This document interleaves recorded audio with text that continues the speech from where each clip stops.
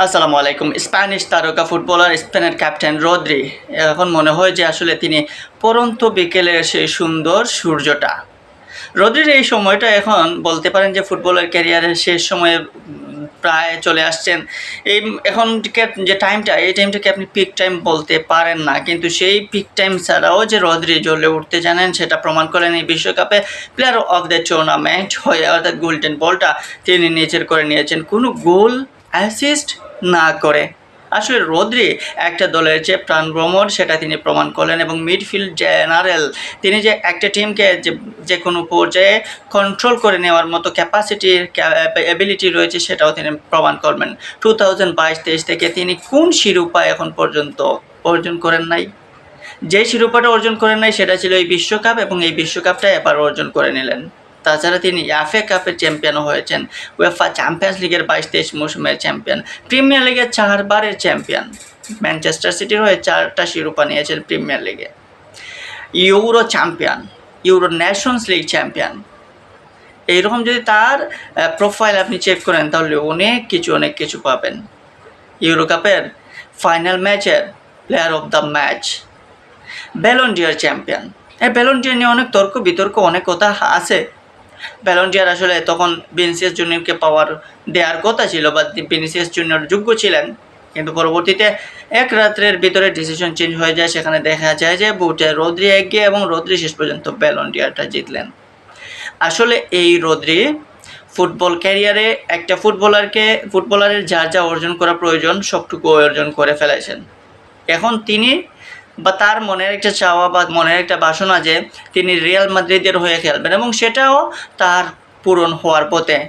Real মাদ্রিদের manager কিংবা Real মাদ্রিদের মালিকপক্ষ রদ্রিকে নিয়ে অনেক ট্রাই করছেন। হোসে মরিনহো রদ্রির উপর অনেক ভরসা রাখছেন এবং তিনি মনে করেন যে রদ্রিকে আসলে নিয়ে আসতে পারবেন রিয়াল মাদ্রিদে। ম্যানচেস্টার সিটির হয়ে দীর্ঘদিনের ক্যারিয়ার তার।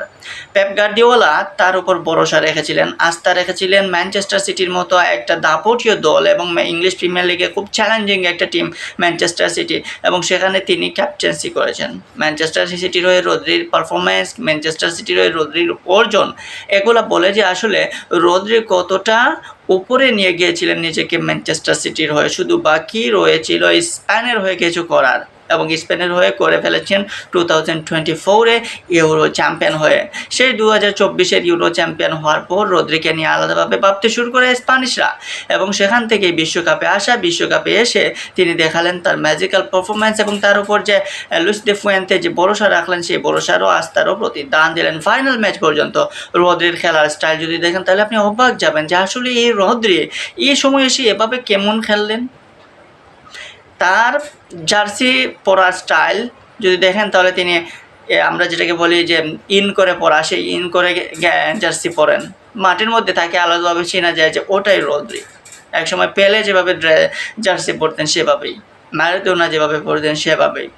আধুনিক ফুটবলে এইভাবে কেউ জার্সি পরে না, কিন্তু সেটা রদ্রি পরলেন। এবং রদ্রি তিনি যে তার যে একটা খেলার যে ক্লাস, সেই ক্লাসটাও দেখালেন যে আসলে তিনিও কিংবদন্তিদের কাতারে চলে যাওয়ার মতো প্লেয়ার, এবং সেটা তিনি হয়ে গেছেন অলরেডি। এবং সামনে যদি রিয়াল মাদ্রিদের হয়ে খেলেন তাহলে হয়তো তার পালকে আরও কিছু চ্যাম্পিয়ন হওয়ার ট্রফি যোগ হবে, এবং সেই ট্রফি যোগ হওয়া আসলে কোনো সময়ের ব্যাপার না, কারণ রিয়াল মাদ্রিদ এবার দারুণ দল গুছাচ্ছে। এখন রিয়াল মাদ্রিদ যদি রদ্রিকে টেনে নেয় তাহলে আরও শক্তিশালী হয়ে যাবে। যদি রিয়াল মাদ্রিদের রদ্রি না যান, ম্যানচেস্টার সিটিতেও যদি থাকেন তাহলে ম্যানচেস্টার সিটির হয়েও রদ্রি হয়তো আরও কিছু শিরোপা জিততে পারেন, কারণ ম্যানচেস্টার সিটি সেই কোয়ালিটির আছে এবং ম্যানচেস্টার সিটি সেই লেভেলের টিম।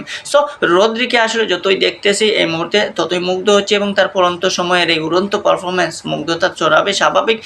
সো বলতেই পারেন যে আসলে শেষ বিকেলের যে একটা লাল সূর্য আছে দেখতে খুবই সুন্দর লাগে, ঠিক তেমনি এই মুহূর্তে রদ্রির পারফরমেন্সও সেই শেষ বিকালের সূর্যের মতো দেখতে যেমন সুন্দর, এবং সেই সাথে পরন্ত বিকেলে তার যে ঝুলিতে রয়েছে অনেক সাফল্য এবং অনেক ট্রফি। তো শুভকামনা রইল রদ্রির জন্য। নেক্সট টার্গেট যে রিয়াল মাদ্রিদ, সেখানে গিয়েও আশা করি তিনি ভালো কিছু করবেন।